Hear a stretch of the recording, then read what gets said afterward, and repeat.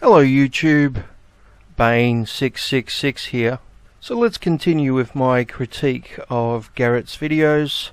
The next topic on his list is... The issue here is the different ways female genital mutilation and male genital mutilation are viewed in our society. Most of the time, when the term M.G.M is used in reference to the Western world, it is regarding circumcision. Most, if not all, MRAs feel that circumcision is an issue that needs to be radically readdressed by our society, if not criminalized outright.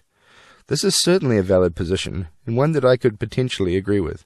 There are many feminists that would probably agree with that. I personally don't think I know of any that probably wouldn't. So, to my knowledge, there are no surveys which I can refer to which quote how many feminists are in favour of male circumcision and how many are against and the rest of it. So I can only go by personal experience, and obviously my personal experience may be different from Garrett's or anyone else watching this. So by all means, please take it with a grain of salt. I'm not saying it's set in stone. I'm only going by what I've seen and experienced. So in my experience, there are three different feminist positions or attitudes towards male circumcision. So let's start with the extremes. Firstly, there is the ones who are in favour of it. They may have children, they may do it because they believe the myths about the medical benefits, they may even just prefer the way it looks. A close friend of mine's sister, who's a fairly prominent feminist within the education system, had her son circumcised, and when my friend asked in horror how she could do this to his nephew, she responded by saying, "I did it for his future wife." In other words, she prefers the way it looks, and she put that ahead of any human rights issues for her son. That's pretty disgusting. Now, thankfully, I don't think most feminists fall into this category, and I think most who probably do are in America, as the attitudes towards circumcision there tend to be very different than the Western world outside of America. Now, even though this group is a minority, there are feminists who actually exist like this, unfortunately. The other extreme is people who sound like Garrett, who are definitely against it and who actively speak out against it. They see it as a violation of human rights, and they think it should be outlawed or banned, and it is basically wrong on every level. These feminists have my full respect. I agree with them 100%, and I'm more than willing to work with them to get something done in this area. I'm more than willing to put any other differences aside, and we can work together to actually get circumcision banned for both males and females. Now, the third group sits somewhere in the middle. They say that they're against male circumcision. They're against it in principle, but in practice they're kind of a little bit sitting on the fence. They may say things like, sure, it's a violation of human rights, but there's medical benefits. Or sure, it's a violation of human rights, but it's nowhere near as bad as female circumcision, so we should just concentrate on female circumcision. Or they may say things like, yeah, sure, it's a violation of human rights, but it's just a piece of skin, so what does it matter anyway? So this middle group is the group which they acknowledge that it's an issue, that it's a problem, and then they proceed to diminish or dismiss that issue as being less important or unimportant or not really an issue at all or of no priority. And in my experience, this is the largest group of feminists out of the three. In my experience, this is where most feminists fall, and this is the attitude that I'll be exploring in a little bit in this video. Now, I should acknowledge in fairness that there are men's rights activists who also fall in these three groups. There are those like myself who are dead against it and think it's absolutely wrong and should be outlawed. There are those who are actually in favour of it, and then there are those who are sitting somewhere in the middle. Now, once again, from my personal experience, most MRAs tend to fall into the category of banning it outright. Although I have come across some who fall into the pro-circumcision category, which I personally just can't understand. I'm assuming it's because they've been circumcised themselves and they feel a need to justify it. Or it may be because of religious reasons. So let's have a look at that middle group of feminists. The ones who admit that it is an issue and then proceed to diminish it or dismiss it or excuse it away as not being all that important. Now, coincidentally, I came across the perfect example of this on the feminist site Feministing. Now, to be fair, before going on, there is a disclaimer on this article saying that this post was written by a Feministing community user and does not necessarily reflect the views of any Feministing columnist, editor, or executive director. So maybe we should have a look at the author and see, is she an actual feminist? Is she, what type of feminist is she? Is she a raving rad femme? Is she a mainstream feminist? Does she know what she's talking about when she's talking about feminism? So let's have a quick look at her and then we'll move on to the article. Amanda Kennedy is a PhD candidate in sociology at Stony Brook University. Her work focuses broadly on gender, sexuality, race, and embodiment.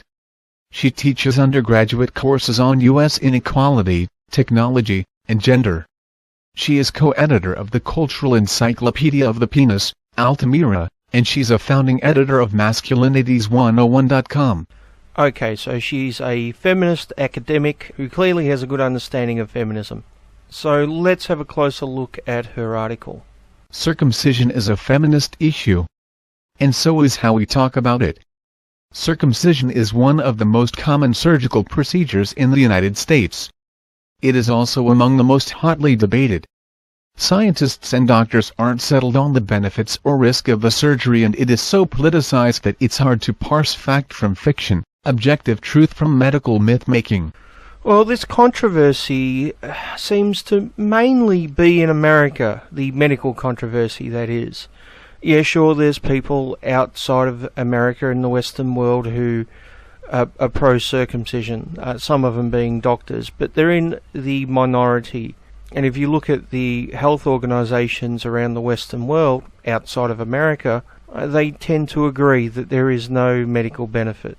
Now, when I read an article like this from a feminist, they usually bring up the controversy over medical benefits. They never bring up the controversy over medical benefits for female circumcision, because there are actual people out there who claim that there are medical benefits to female circumcision. For example, it's meant to reduce the likelihood of contracting AIDS. Now, I think this is bullshit. I think it's utter fucking bullshit. Just like the claims that male circumcision has medical benefits. But let's continue, because she hasn't said anything incredibly stupid yet. Recently, vlogger Justin Dennis, at Everyday Feminism, gave us 5 reasons why feminist parents should consider not circumcising their boys.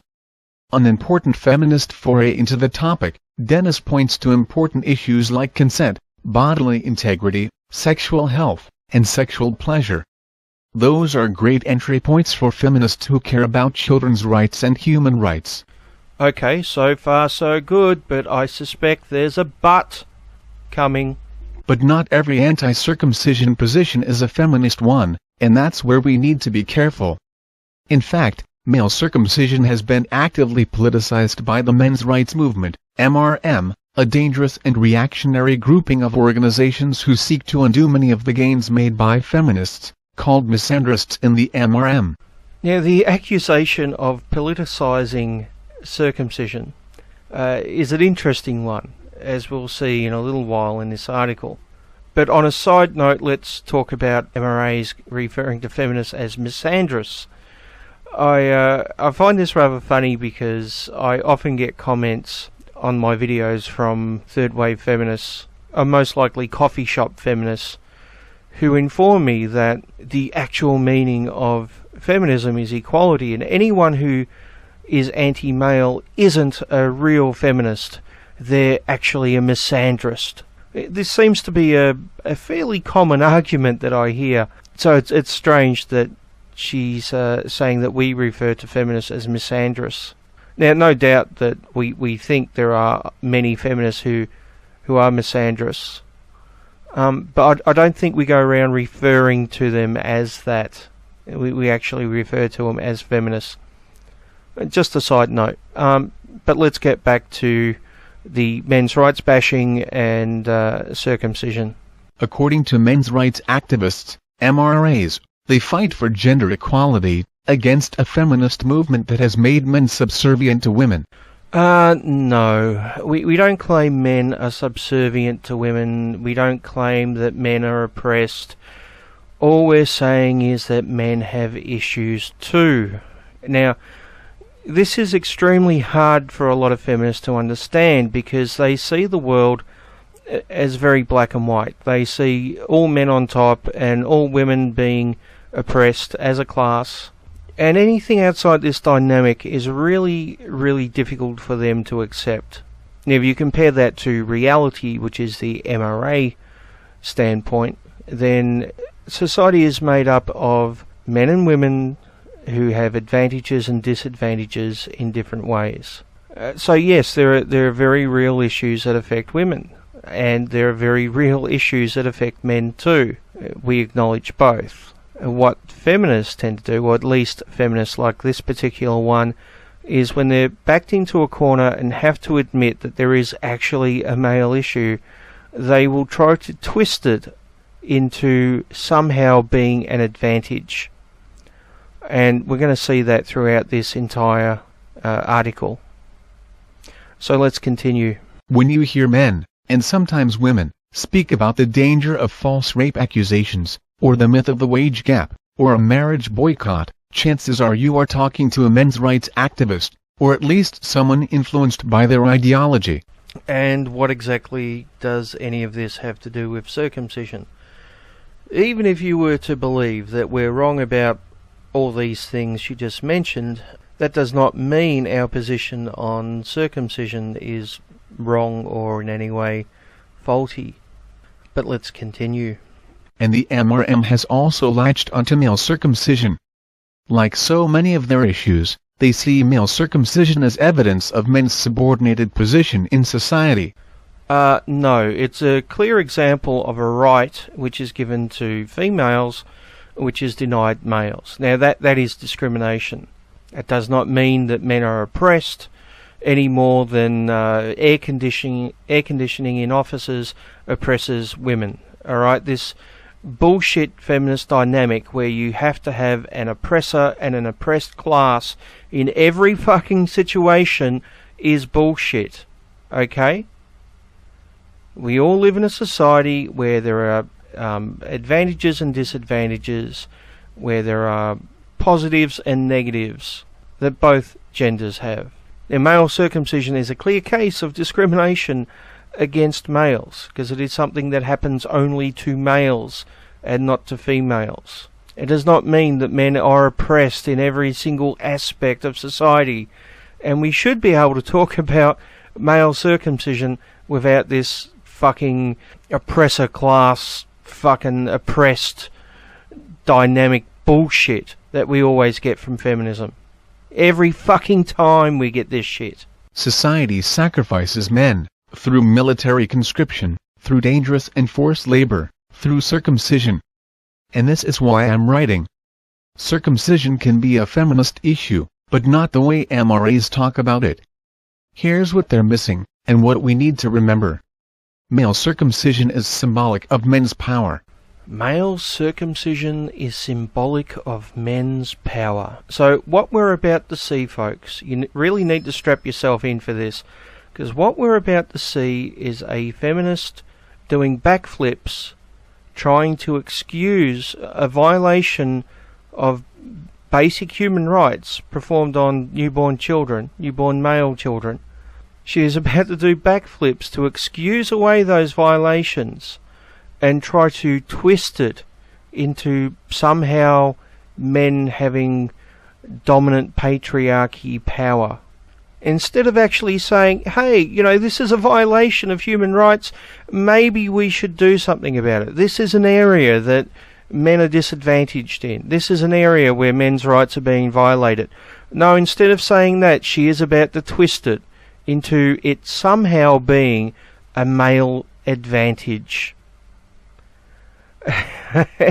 and this is why I'm an anti-feminist. Because of bullshit like this. Because of ideological fucking bullshit. But anyway, don't take my word for it. Let's have a look at her own words. Circumcision has always been symbolically connected to male privilege. Circumcision has always been symbolically connected to male privilege. So when females are circumcised, it's a violation of human rights. It's a way to oppress women. It's a way to hold them back and to take away their sexual pleasure. But when it's done to men, it's symbolic of male privilege. Thank you, feminism. Thank you very much for showing us what equality means in your eyes. Next. As a Jewish religious ritual, for example, circumcision separates the sexes. Boys are marked with full patriarchal power and full group belonging. Girls are a secondary class, not worthy of the mark. Men are full participants in the ritual. Traditionally, women are not worthy of participation. This is a very strange argument to make. Is she suggesting that Jewish females should have also been circumcised to make them part of the group so they weren't second-class citizens? Just very, very strange. But of course, this doesn't have anything to do with the vast majority of circumcisions that are carried out in the Western world, which have nothing to do with Jewish tradition. But she goes on to talk about that next. As a medical practice, circumcision was part of a medical movement against masturbation. Masturbation was believed to sap boys' and men's energies which were rightly saved for their participation in the public sphere, as workers, as leaders. Women, whose lives were relegated to the private sphere, didn't need such energies, and anyway, we didn't think of them as particularly sexual to begin with. Now, it is true that the introduction of circumcision in the West as a medical practice was to stop masturbation. That part of her statement is actually correct. The rest of it, though, is absolute bullshit. You see, what she fails to mention, and I'm guessing she hasn't really done the research, but what she fails to mention is that female circumcision was also introduced as a means to stopping female masturbation. So the bit where she says that we didn't think of females as particularly sexual to begin with, absolute fucking bullshit.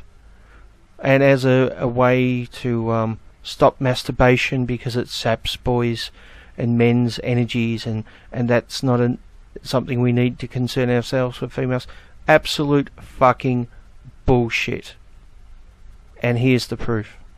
In females, the author has found the application of pure carbolic acid to the clitoris an excellent means of allaying the abnormal excitement, and preventing the recurrence of the practice in those whose willpower has become so weakened that the patient is unable to exercise entire self-control.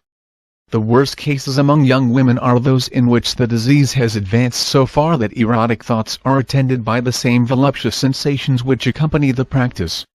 The author has met many cases of this sort in young women, who acknowledge that the sexual orgasm was thus produced, often several times daily.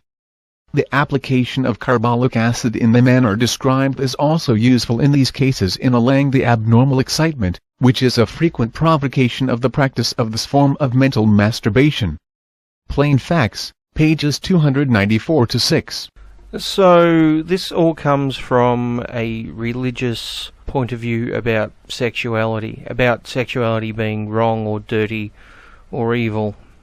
Strangely, we seem to have changed our position on this when it comes to female circumcision, but with male circumcision we've just constantly shifted the goalpost and constantly come up with other excuses why it's still needed, you know, for cleanliness, or it stops disease, or whatever excuse. As it's often been said, circumcision is a cure in search of a disease. Now, right up till 1958, there were people in the medical field saying that the same reasons for male circumcision applies to female circumcision. Right up until 1958.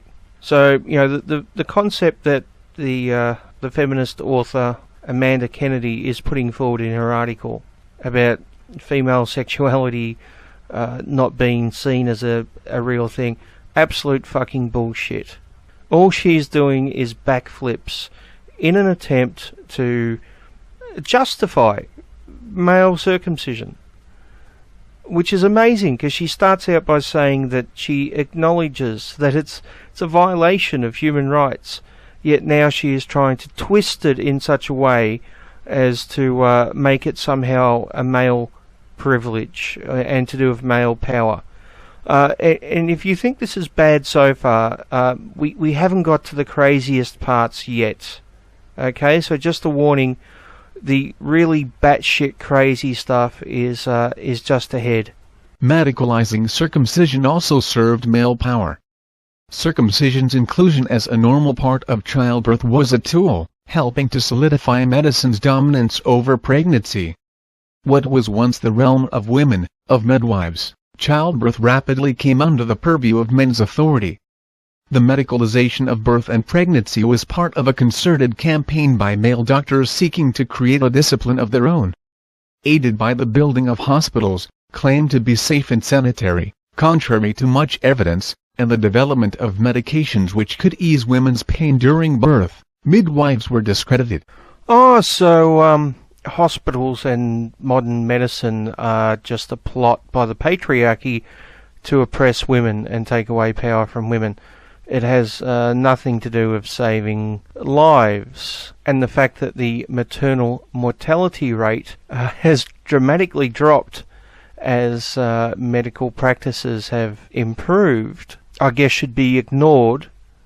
The fact that more mothers are surviving birth and more children are surviving birth, I guess that fact should just be ignored, and instead we should go back to the old way of doing it, because smash the patriarchy, right? That's clearly what she wants. She wants more women dying giving birth and more children dying giving birth, because modern hospitals are somehow male privilege and patriarchy and blah blah blah. Circumcision, a surgery requiring training and precision, arose alongside these other developments. So does performing a circumcision really require training and precision? Let's ask an expert exactly how much training goes into performing a typical circumcision. Circumcision accidents, of course they exist, and quite frankly, circumcision deaths even in the U.S. are drastically understated, because no one wants to admit, I mean, think about this setting. Typically, a circumcision is done by a first-year resident or a second-year resident with somebody else watching. The old rule was watch one, do one, teach one. And so a lot of circumcisions are performed by very, very young physicians in training, and this may be their very first surgery. You can't expect a 100% success rate, even if somebody is hovering over helping them out. So yes, there are lots of accidents, and the answer to why we don't know about more of them is, quite frankly, they're nicely covered up. The child's death or the child's injury is coded as a blood problem, a liver enzyme problem, an intestinal problem, a heart problem. I mean, something other than circumcision. And so when the death is coded, it's coded as ischemia, blood loss, exsanguination. So the child lost blood. And maybe later on in the analysis you'll see secondary to circumcision. Well, actually the child died of circumcision, frankly. Died of a procedure that was botched or a procedure that wasn't well attended. And so the notion that nothing ever happens and this is an extremely risk-free surgery is a very popular one, but doesn't happen to be an accurate one. Ironically, doctors and models, traditional Jewish circumcisers, even conversed in medical journals over who was best trained and most precise. It didn't really matter who won that fight. Either way, men were guaranteed dominance over childbirth. A final point about circumcision's medical history. It has not only been about male privilege, but white male privilege. Oh, I see. So it's not just male privilege, it's also white male privilege. Circumcision was implemented medically at a time when industrialization and urbanization were encouraging immigration. Migrants from around Europe threatened white, American-born men's position in the workforce. Migrants from Europe were not likely to be circumcised, and thus the surgery served to distinguish the groups. Okay, let me see if I can get my head around this rather bizarre argument. So she seems to be claiming there's a difference between whites and Europeans, which is strange because I would consider most people from Europe to fall under the category of white. So could she mean, I don't know, people from the Mediterranean area, maybe, you know, someone from an Italian background or something? Personally, I'd still consider them to be white, but maybe because the term white can be a bit flexible in its definition, maybe she's talking about them. I don't know. But surely if these Europeans that she's talking about are not white, then clearly you would be able to tell that they're not white by looking at them without actually looking at their penises. I mean, she mentions American-born men's position in the workforce. Well, I assume that if someone was giving someone an interview for a job, they would be able to tell that they are a migrant as opposed to someone born in America without looking at their penis. And I would assume, I would hope, that during these interviews they weren't looking at the applicant's penis. Now, she does have a link to a citation, but it seems to be behind a paywall. The article is called "Foreskin is a Feminist Issue." There is, however, a very short preview of the first page available, part of which states, "Secondly, it serves to corral the issue within the domain of bioethical inquiry, with a concomitant emphasis on risks, rights and consent, that is rarely informed by feminist scholarship or multidisciplinary studies of embodiment. While this may stem partially from hostility to such approaches within bioethics, we would suggest that a peculiar reluctance also exists within feminist scholarship to interrogate the practice of male circumcision. Where there is consideration of this issue, it is often muted." Well, that's interesting. The authors of this paper seem to be saying a very similar thing to what I'm saying here, making a very similar point about feminists saying that circumcision is an issue, but then not really caring about it. Let's continue and see what they've got to say. "Consequently, whereas other interventions, ranging from female genital cutting to cosmetic surgery, figure prominently in feminist accounts of bodily modification, this literature rarely addresses male circumcision or does so only in passing." Rarely addresses male circumcision or does so only in passing. And that's pretty much my point in this video, that there is a large number of feminists out there who will admit that male circumcision is a legitimate issue, but then diminish or dismiss it any way they can. The authors of this paper seem to be on my side and seem to be agreeing with me. From the small section of the paper I can read, and even the first section of the example of their paper says, "When I spoke out against infant male circumcision, one response that I encountered was an angry reaction from some feminists. They accused me of detracting from the horror of female genital mutilation and weakening the case against it by speaking about it and infant male circumcision in the same context." So this is what we have a problem with when it comes to feminists and male circumcision. It's this dismissal, it's this diminishing, it's this attitude where, yeah, sure, it's an issue, but, you know, maybe you should just shut up about it and let us talk about our issues. And they do this while claiming that feminism is about equality for both males and females, which is a little bit strange, isn't it? Now, as for the claim that it was used to distinguish European migrants from white Americans, I can't tell from this paper because there's only a small section of it. The rest is behind the paywall. So it may very well talk about that, or it may not. Who knows? There's really not much use in having a citation that people can't read. But anyway, let's go back to the crazy from feministing. The myth of circumcision's hygienic benefits is likely born of this part of its history. Migrants were poor and unclean.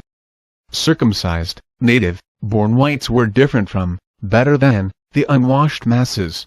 Yeah, I doubt this explanation is accurate.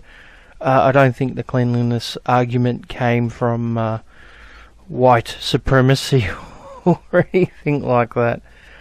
I think a much better explanation is that at one point or another, circumcision has claimed to cure just about everything, and that cleanliness is just another excuse. As I said earlier in this video, circumcision really is a cure looking for a disease. Circumcision is painful, and it may very well be related to long-term psychological harm. For the men who fight against circumcision, the experience of harm is quite upsetting. But, what they are missing is that harm has historically and symbolically been in service of men's power.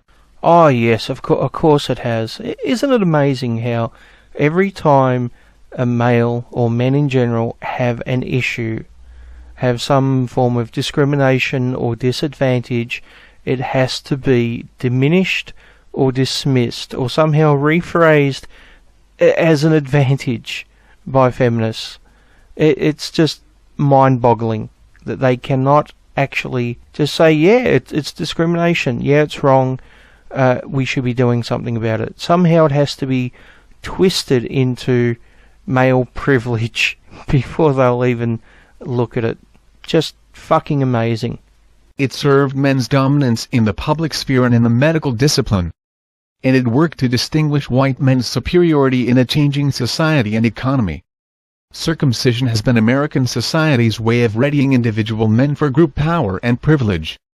Missing this point, that individual harm does not equal group subordination, is a fundamental flaw of nearly all MRM arguments. Yeah, absolutely amazing how she can come to this conclusion. And it's also interesting that she says that individual harm does not equal group subordination. And apparently this is a fundamental flaw in nearly all MRM arguments. So, if we were to apply this to, say, a feminist talking point, for example, rape, using this logic, we could say that rape is not a female issue because it only affects individual women. It doesn't affect every single woman because not every single woman is raped. And in fact, it's also an issue which affects men and children. And it's also against the law.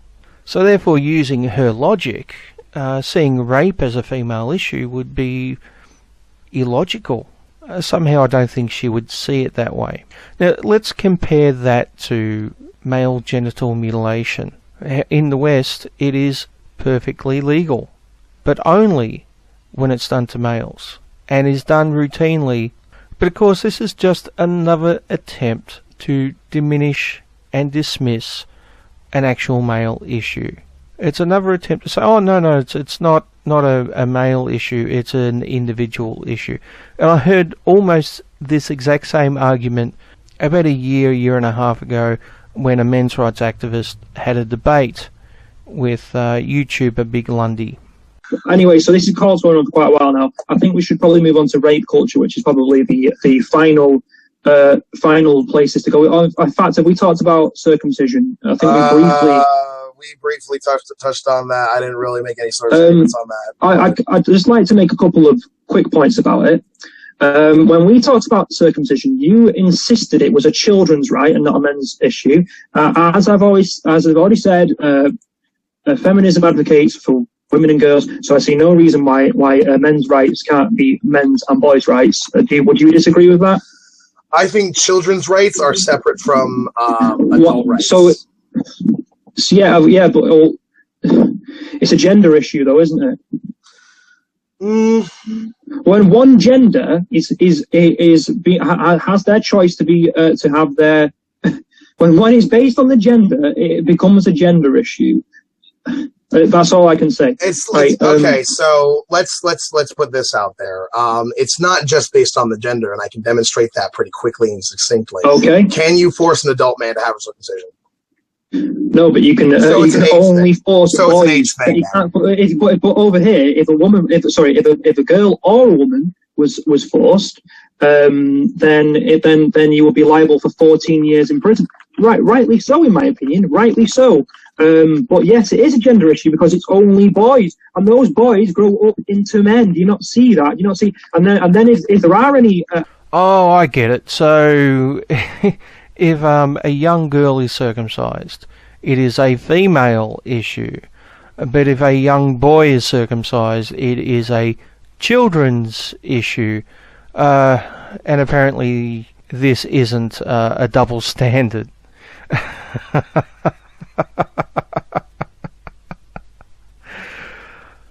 Oh boy. Now, see, this all comes from the feminist mindset that only women have issues. They see that women are oppressed, that's their language, not mine, and therefore only women can have issues. And if you bring up male issues, they will try to claim that we're talking about male oppression, which we're not. We're talking about male issues. And they will dismiss it as, well, men aren't oppressed, men are privileged, blah, blah, blah. Because in their mindset, only women are allowed to be disadvantaged. And if you actually back them into a corner with some facts, with some statistics, or a legitimate argument which they can't wriggle out of, they will continuously try to rephrase it or derail the conversation by claiming that a disadvantage or discrimination is somehow still male privilege, or they'll somehow claim that it's not a male issue, it's a children's issue. If you bring up the homeless, for example, and the majority of the homeless being male, oh no, that's not a male issue, that is a economic issue, even though the minority of the homeless who are female get special treatment. Still not a gendered issue somehow, strangely. And of course this is just fucking bullshit. It's a bullshit argument. It starts with the conclusion that only females have issues, and then it tries to rephrase or derail any discussion about legitimate male issues. Diminish or dismiss. This is what we get all the fucking time from feminists. This is why we find it hard to work with feminists. Now, once again, it's not all feminists, but it is a pretty fucking large percentage. At very least, the vocal ones. And it's bullshit. If you're interested in looking at the full debate between the men's rights activists and Big Lundy, I'll leave a link below. As for the section about circumcision, I've included the rest of that at the end of this video. But back to the feministing article. It is evident in their arguments against military conscription. Yes, individual men die as soldiers, but the reason they are sent to battle is because society views them as stronger and more courageous, as leaders. It is precisely because we value masculinity that we send men to war. It is evident in their arguments in fathers' custody battles. Yes, individual men suffer when they are denied custody of children during divorce. But it is because we have always given men positions of power and authority and relegated women to the subordinate position of homemaker and caretaker. It is precisely because we value masculinity that we do not see men as parents. Now imagine for a second if the vast majority of soldiers who had died throughout history were female. Do you think feminists would see that as female privilege? Do you think they'd be saying it's because we value femininity more than masculinity? Or do you think they'd be using that as an example of female disposability? Strange, isn't it, how when men are the majority of soldiers who die in war, it's somehow still twisted into an advantage that men have. And then she also mentions the family court. Now imagine for a second that fathers had an advantage in custody hearings, that in the majority of custody cases fathers actually got custody. There was a bias in the favour of fathers. Do you think that feminists would be claiming that this is somehow a female privilege, a female advantage? Or do you think that they would be concluding that mothers are discriminated against because of their gender? So what we see here is yet another example of starting with the conclusion that females are always the disadvantaged. And even when you show them evidence that there are cases where men are disadvantaged, they still have to twist it. So somehow it is, in their minds, male privilege. But let's continue with the insanity from feministing. If we want to oppose male circumcision, we can recognize that it harms men. Dennis does this, recognizing the violation of consent and bodily integrity, and the potential physical and sexual harms of circumcision. But, if given the chance, I would have added another point to our list. Circumcision is a feminist issue because circumcision is about patriarchy. Oh, of course it is. Because we all know that everything is about patriarchy, isn't it? Just everything. Let's continue. To recognize this history, and its contemporary relevance, will necessarily shape how circumcision is a feminist issue, and how we resist it. We must acknowledge its connection to men's privilege, even as we acknowledge men's pain. So in other words, she is incapable of acknowledging male pain without twisting it into male privilege. We can recognize individual harm without equating circumcision to the subordination of men. If not, we find ourselves with strange bedfellows. If we want to fight circumcision, we must fight patriarchy, not ignore it. So let's have a quick look at another article. This one is from everyone's favourite feminist asshole, P.Z. Myers. And the article is titled, "For the Boys with Boo-Boos." Oh, now listen to that. That doesn't sound like he's diminishing or dismissing the harm of male circumcision at all, does it? No. So let's have a quick read of this article. We have a thread on female genital mutilation, and a few boys are insisting on turning it into a discussion of the damage done to their PPs by circumcision. For the record, I agree with you, circumcision is mutilation, too, and it shouldn't be done, and doctors shouldn't be collaborating in such a primitive and barbarous practices on children, like piercings and tattoos. It should only be practiced on consenting adults. Except that it's even crazier than a tattoo. Now, here we have the perfect example of diminish and dismiss. PZ clearly knows that it's wrong. He knows it's wrong from an ethical point of view. He knows it's wrong from a medical point of view. Yet he still diminishes and dismisses it. I mean, he calls the fucking article "For the Boys with Boo-Boos." He's diminishing the harm done by circumcision down to boo-boos done to PPs. This is the type of language he would not dare use in reference to female circumcision, or any female issue for that matter. This is a double standard and fucking hypocrisy. However, FGM is a much more serious problem that causes great pain, destroys most of the capacity for sexual response, and is a tool used to control and oppress women.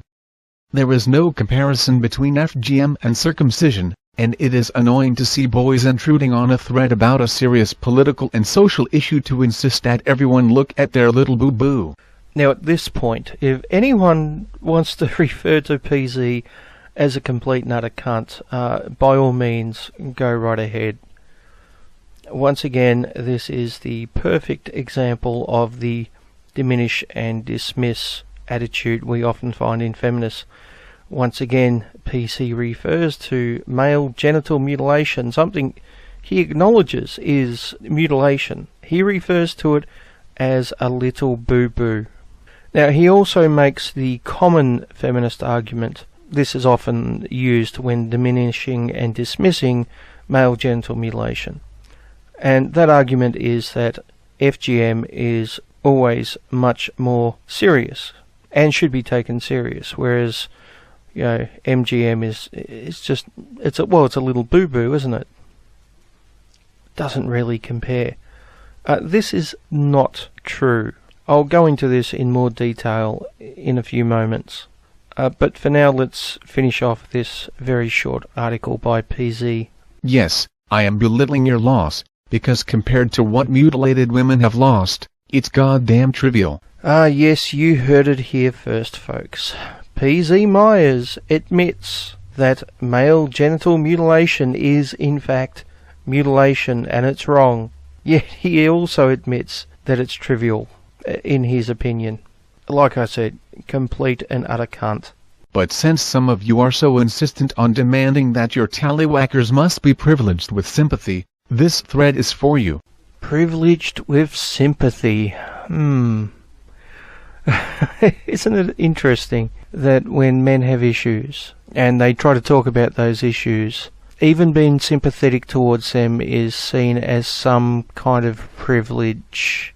Yeah. Let's continue. Go ahead. Tell us in all the detail you want how sad you are that your sensitivity has been reduced and that you were tortured for a bit when you were a baby. All true, and I'll even concede right here that it is a genuine problem that ought to be stopped. So it's a genuine problem that ought to be stopped, and that's why you are belittling it, you fucking asshole. Ladies, I suggest that you just ignore this thread. This one is for all the hormonal little guys who need a place to hold hands and cry together. Isn't it strange that we often hear from feminists that one of the main issues with men is that we don't express our emotions enough? But it seems that every time we do, and we start to talk about a male issue, we are criticised for it. And this is the perfect example. Hold hands and cry together. This is an attempt by PC to ridicule us, to make fun of us, to make us shut up and go away. Now, he would never ever say anything like this to females over female issues. If the topic was, say, catcalling, for example, which you could argue is nowhere near as bad as having a part of your body cut off as a baby against your will, there is no way known that PZ would refer to females talking about catcalling as hormonal and tell them to hold hands and cry together. It just would not happen. And this is the hypocrisy. This is the bullshit that we have to put up with. And once again, let me stress, this is a feminist who agrees with us that it's harmful, that it's wrong, that it's a violation of human rights, that it's mutilation. He agrees with us on that. But then he turns around and he diminishes and dismisses it. He belittles our concern over it. And this is the type of shit that really fucking pisses us off. It's this type of feminist which really gets under our fucking skins. Now, one of the arguments used by PC, which is a very common argument used by feminists, is that FGM is always worse than MGM. And this is simply not true. There are in fact 4 different types of FGM, as well as some subcategories, so I think it's only fair that we look at them and compare them to MGM to see if this common feminist argument holds any water. Now, I've gone into this in far more detail in the past. I'll put a link to those videos down below. I'm just going to go through this quickly here though, because I think it's necessary for this video. But to see it in more detail, click the links below. Now, type 1. Partial or total removal of the clitoris and or the prepuce, clitoridectomy. When it is important to distinguish between the major variations of type 1 mutilation, the following subdivisions are proposed. Type 1A, removal of the clitoral hood or prepuce only. Type 1B, removal of the clitoris with the prepuce. So I think we can all agree that type 1B, which involves the removal of the clitoral hood, which is equivalent to the foreskin, as well as the clitoris, which is equivalent to the male penis head, I think we can all agree that that is actually worse than male circumcision. But type 1A is a bit different because it only removes the clitoral hood, which is the equivalent of removing the foreskin. Although it could be argued that male genital mutilation is actually worse than type 1A because the male foreskin actually develops thousands of more nerve endings than the clitoral hood. So far we have one which is worse and one which isn't quite as bad. Let's go on to type 2. Partial or total removal of the clitoris and the labia minora, with or without excision of the labia majora, excision. When it is important to distinguish between the major variations that have been documented, the following subdivisions are proposed. Type 2A, removal of the labia minora only. Type 2B, partial or total removal of the clitoris and the labia minora. Type 2C, partial or total removal of the clitoris, the labia minora and the labia majora. Now I think it's pretty clear that type 2 is worse than male genital mutilation. So let's go on to type 3. Narrowing of the vaginal orifice with creation of a covering seal by cutting and appositioning the labia minora and or the labia majora, with or without excision of the clitoris, infibulation. When it is important to distinguish between variations and infibulations, the following subdivisions are proposed. Type 3A, removal and apposition of the labia minora. Type 3B, removal and apposition of the labia majora. Now I think we would all agree that this is far worse than male genital mutilation, and in fact I think we would all agree that it's probably the worst type of genital mutilation, especially the variety which includes the excision of the clitoris. Let's have a look at type 4.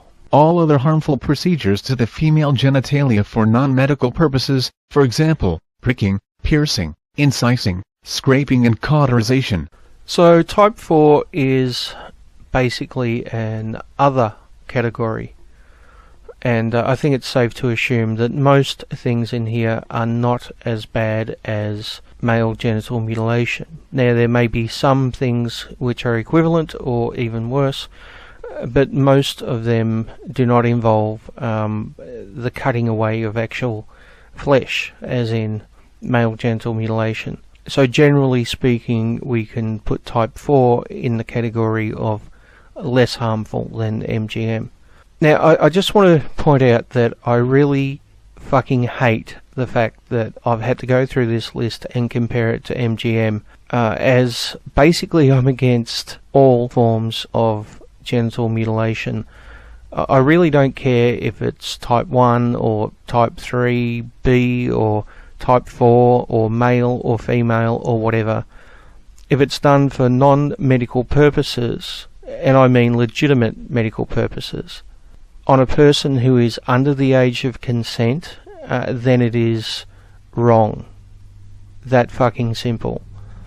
And I hate the fact that I have to go through a list like this and actually compare the different types of female genital mutilation to male genital mutilation to make a point. But thanks to people like P.Z. Myers and a shitload of other feminists who constantly insist that male genital mutilation isn't really that big a deal because only female genital mutilation counts, I feel that I had no choice. Now, usually when they talk about female genital mutilation, they're referring to type 2 and type 3. And I would agree that both type 2 and type 3 are fucking horrific, and they should be banned everywhere. That does not excuse types 4 or type 1A or any other type of genital cutting. So it shouldn't excuse or diminish male genital mutilation either. Now, no doubt someone is probably typing away in the comment section right about now saying, but Bain, you know, when feminists talk about female genital mutilation, they're probably only talking about types 2 and 3, which is simply not true, because they often say all types of female genital mutilation. But to show you exactly how crazy this argument has become over female genital mutilation, now in England they're talking about outlawing adult women from getting labiaplasties and genital piercings because these fit into type 4 FGM. Now remember, the vast majority of things in type 4 are less harmful than male genital mutilation, okay? Yet they're talking about stopping adult women from getting these procedures done of their own free will because it falls under female genital mutilation. Yet at exactly the same time, they're not talking about banning male circumcision on newborn infant boys who have no say, who have no choice. It's mind-boggling. We've got to this place where we're more concerned about the choices of adult women, because it technically falls under FGM, than the human rights violations of newborn baby boys. Now, this concern about adult women and labiaplasties and genital piercings has come from feminists. They're not making the same fuss, obviously, about newborn baby boys and their violations, but they're trying to stop adult women from making adult choices. Now, I hope we would all agree that a woman over the age of 18 who chooses to get her clitoral hood pierced of her own free will, that is not the same thing as a newborn baby boy having part of his body cut off against his will. Yet apparently there is more concern over the adult woman choosing to do this of her own free will. This is just fucking insanity. And this is what happens when we have this argument that all forms of FGM are always worse than all forms of MGM. This is the result of that argument. And that is why that argument is bullshit. Now, just on an interesting side note, when I was doing a bit of research for what I was just talking about, the adult women getting genital piercings and the English wanting to outlaw it because it's FGM, when I was doing research for that on the internet, I came across an interesting interview by accident. It's one of the great things about the internet is you never know exactly what you're going to find. Now, I have no idea if this woman is a feminist, by the way, so I'm not suggesting that she is arguing for feminists, but I do find her opinion quite interesting and revealing, and it does have some feminist overtones, I guess. It's an interview on Vice with an English porn star who I've never heard of before. Her name is Sarah Jane. I've got no idea who she is. But the last question of the interview actually concerns the outlawing of women's genital piercings. She says, "Last up, what do you make of all the discussion about women in pornography and sex work, autonomous life choices versus coercion and exploitation? It's always women's behavior that's policed, not men's. The crackdown on face-sitting and squirting in porn, the change in law that counts women's genital piercings as FGM but not men's.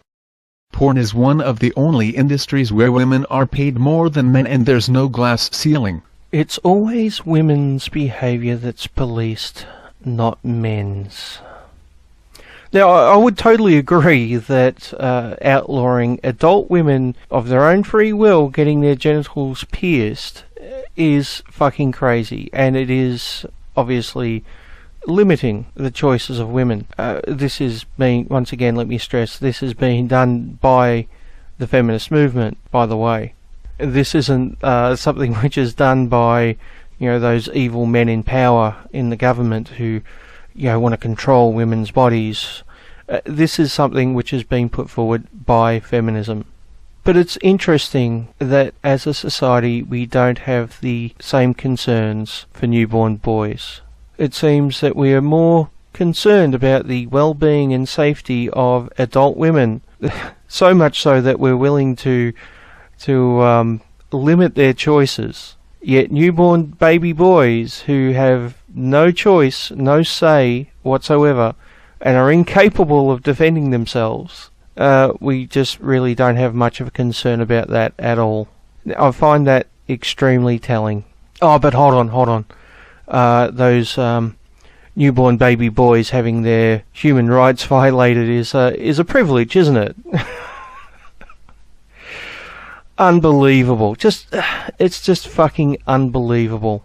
So I've shown plenty of examples here of how feminists who apparently are against male circumcision should not argue about male circumcision. Okay, saying that it's patriarchal privilege, or it's just a boo-boo, or that we really shouldn't be concerned about it because only F.G.M counts, or it's just a piece of skin anyway, or any of this other bullshit, right? That does not help to change public opinion about M.G.M, okay? That actually hurts our case.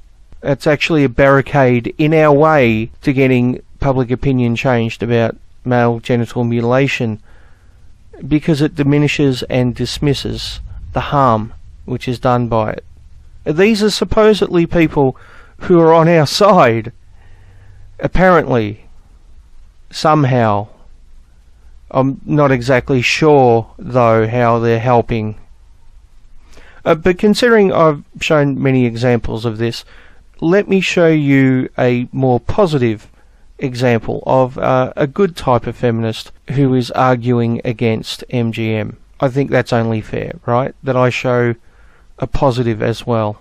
For example, there are people who fall under this umbrella term who have a particular interest in stopping circumcision as a practice in the United States, who are very concerned, and their primary concern in being involved with the men's rights movement is to prevent and ultimately stop the genital mutilation of male babies en masse in the U.S.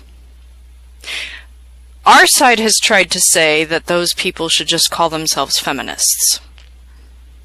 Well, we haven't done a very good job. Let me say that again. Feminists have not done a very good job on this issue. We've managed to raise enough cane to go into other countries and pressure other countries that are practicing female genital mutilation to cease the practice. The practice is completely forbidden in the United States. Even cultural defenses are not allowed. But this is a regular practice carried out upon male babies in our hospitals.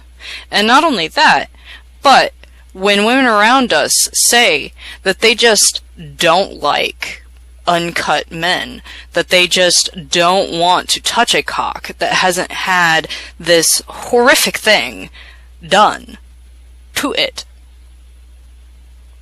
why do we tolerate that? Why do we sit back and say, well, that's just a matter of preference, or, have you really given it a try, or God forbid we start talking about people's hygiene?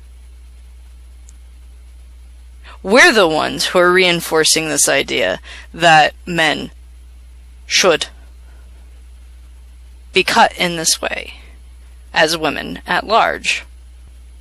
So, when men's rights activists say that they actually do need to have their own movement to protect them from these sorts of things that happen only to men. They don't happen to women. It's not my issue, per se. I mean, I can stand in solidarity. But there are real issues in society that affect men that don't affect women. And feminism has not done a very good job of addressing those issues.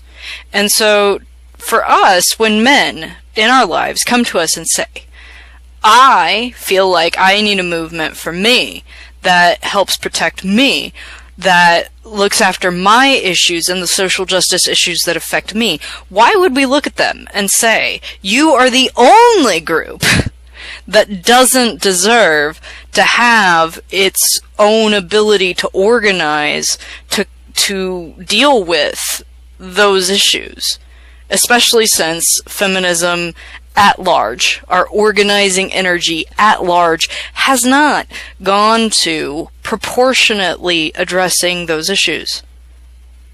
So do you see the difference? Okay, that's the way it should be done. That's the way feminists who are actually against MGM should be acting. Not this patriarchal privilege bullshit, not this it's just men complaining about a boo-boo bullshit, not the diminish and dismiss bullshit. But that's the way it should be done. Okay, so let's move on. It is clear that this one is not causally linked to feminism, since circumcision and other forms of male genital mutilation are practices dating back well into the ancient world, and it should be noted that there are a lot of women in the activist movement, including many female community organizers. Well, this is kind of a strange argument from Garrett, because I know of no men's rights activists anywhere who have ever claimed that circumcision was invented by feminists. It's a ludicrous argument. We simply don't make that. We don't blame circumcision on feminism. That's not the argument here. Garrett seems to have the opinion that because we criticize feminism over certain things, that means that we think that feminism, or women for that matter, are somehow causing all these problems. And that's simply not true. Some of the problems are in fact caused by feminism. Others are actually hindered by feminism, and that's the case with circumcision. Now, once again, not all feminists, but there is that large percentage in that middle group that I talked about who will continuously diminish and dismiss the harm of circumcision, male circumcision, even though they know that it is a violation of human rights, even though they know it's wrong. We still get this, yeah, it's wrong, but bullshit from them. You know, it's patriarchal privilege. It's just a boo-boo. It's just a piece of skin. This diminish and dismiss bullshit. And considering the only way we're going to get male circumcision outlawed is by changing public opinion, this does not help. This is a hindrance. This is a barricade in our way. And feminists like that deserve criticism from us. And they should also be getting criticism from you, Garrett. You claim that you hold your own side to a certain standard, that you're not beyond criticising people on your own side. Well, these people should be criticised by you, mate. You should be agreeing with us on this particular topic.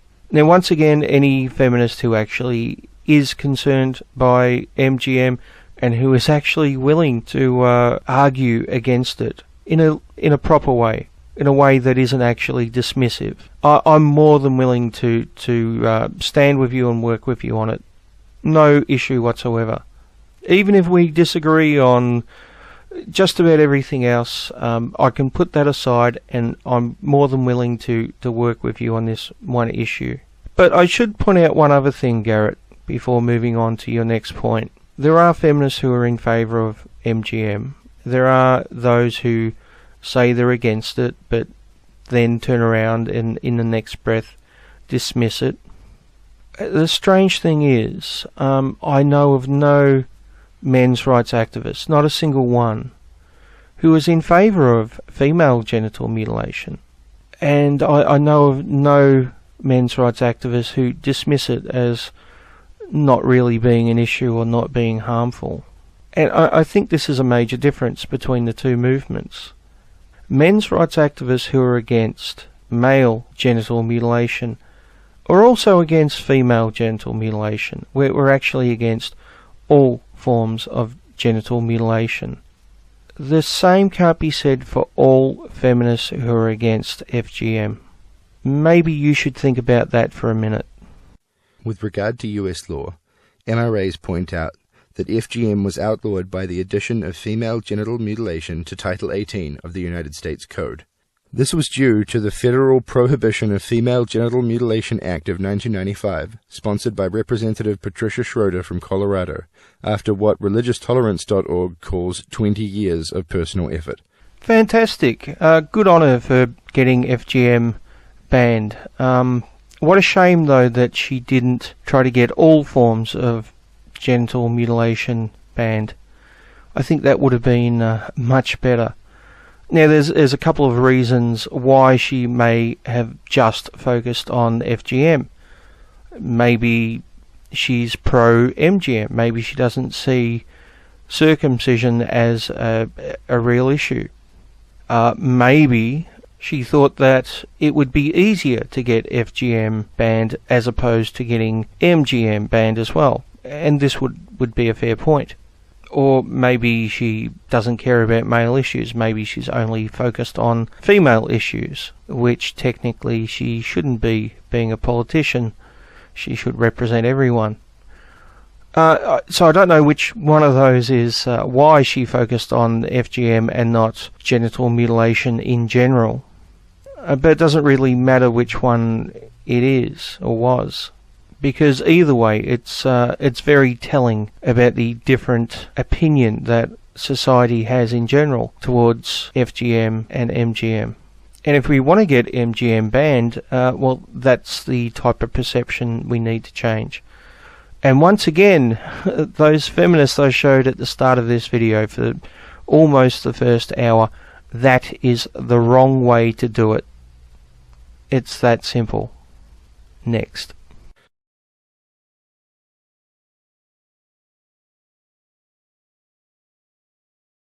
And finally, Garrett has a real problem. The anti-circumcision movement is currently too small, and circumcision is too popular to get MGM criminalised. And I would agree with him. That is the problem. It is too popular, and the anti-circumcision movement needs to grow. Unfortunately, the feminist voices that I showed for almost the first hour of this video don't help that. They actually hinder that. And that is the problem. Now, once again, Garrett, we're not saying feminism causes circumcision. We are not saying that feminists invented circumcision. We are saying that a fairly large percentage of feminists are actually a hindrance to solving the issue, to making it less popular, to changing popular opinion about it. Let me give you an analogy. The KKK did not invent racism, okay? But they are a racist group and deserve criticism for being racist. Just because they did not invent racism does not mean that they are immune from proper fucking criticism for their bullshit. And every time feminists come out with male circumcision is patriarchal privilege, it's all about the fucking patriarchy, or it's just a little boo-boo, or any of that other fucking bullshit, they deserve criticism. If you want to be one of the good feminists on this particular topic, you want to actually stand with us and fight against MGM with us, fucking fantastic. I'm more than happy to have you on our side. If you want to be one of those other type of feminists, though, you can go fuck yourself. Because we don't want your help. We want you to get the fuck out the way. Okay? Because you're not helping. It really is that fucking simple, Garrett. Either stand with us and actually help us to achieve it, or get the fuck out of our way and let us do it.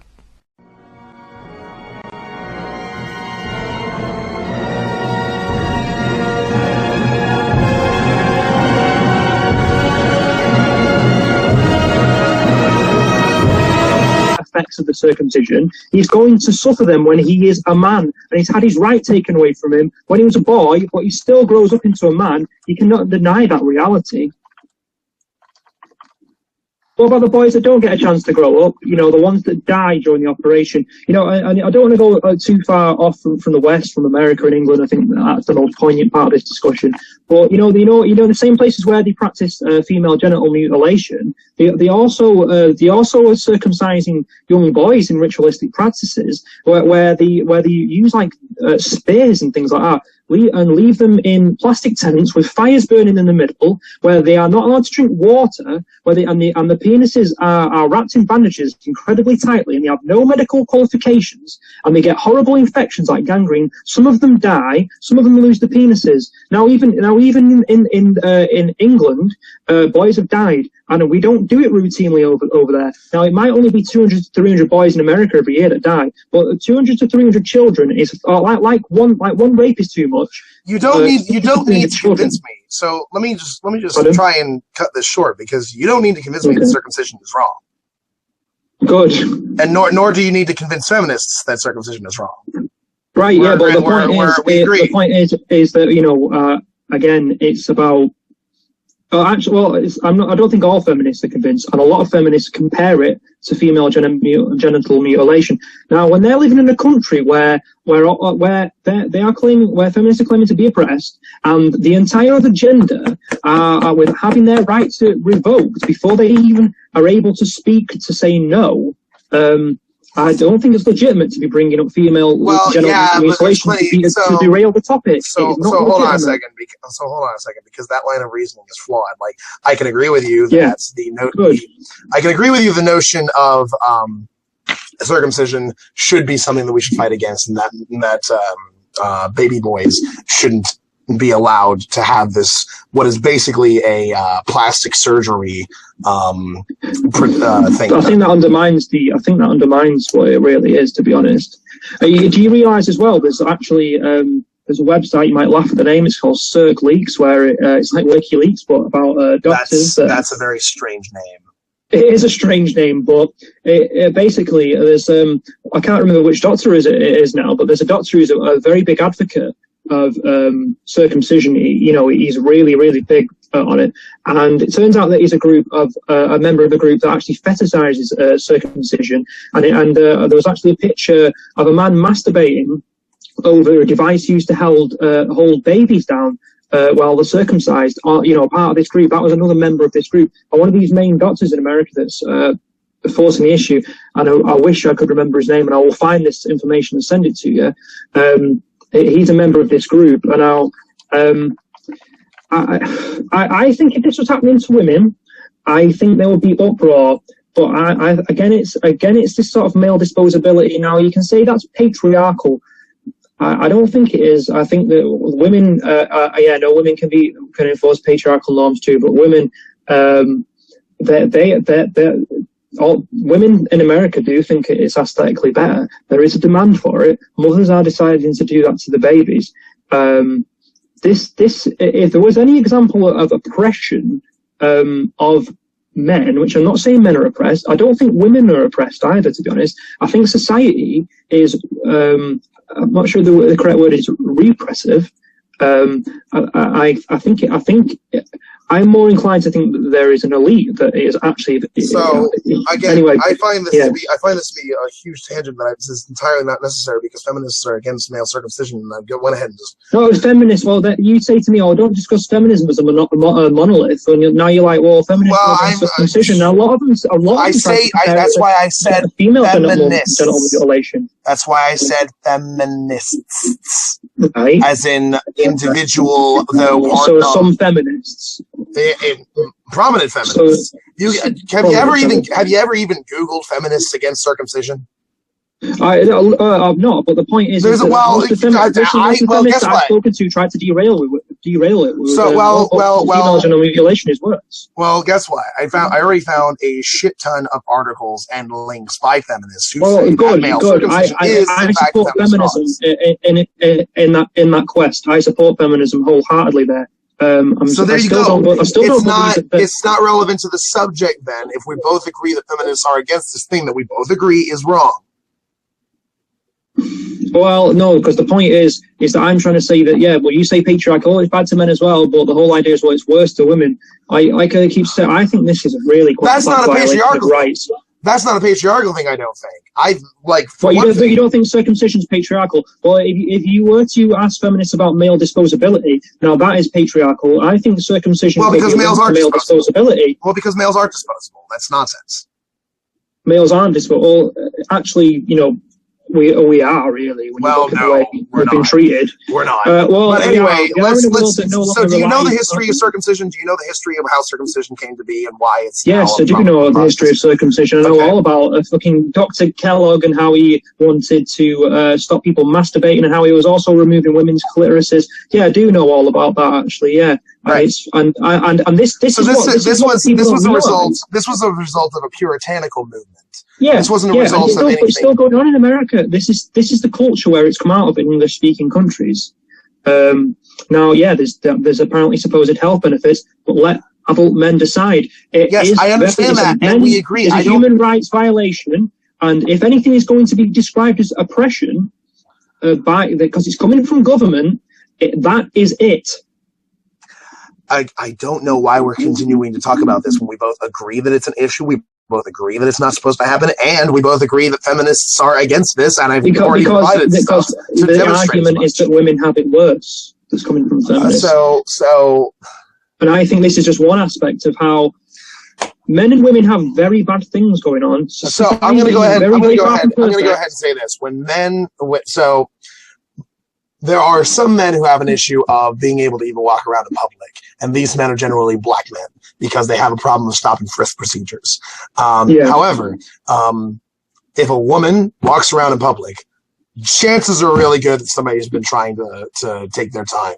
And I will say this, if you're going to go on the notion of a couple hundred people have died as a result of X or Y and Z, women have died as a result of this pervasive notion in culture that men have some sort of entitlement towards women's attention and women's genitalia. Well, men have an entitlement because I'm not. By the way, I'm not saying men do have an entitlement. What I'm saying is, I don't know many men who feel they have an entitlement to women's genitalia. I do not know many men who think they have that at all. Now, obviously, you suppose you wouldn't know unless you were to express it. It might be internalized. It might be subconscious. I don't think men do feel like they have a right to women's genitalia at all. Good for you. There are plenty of people who do. Well, go on, give me a good example of and how. Just give me a good example of somebody and how this has negatively affected women and how this is embodied in all men.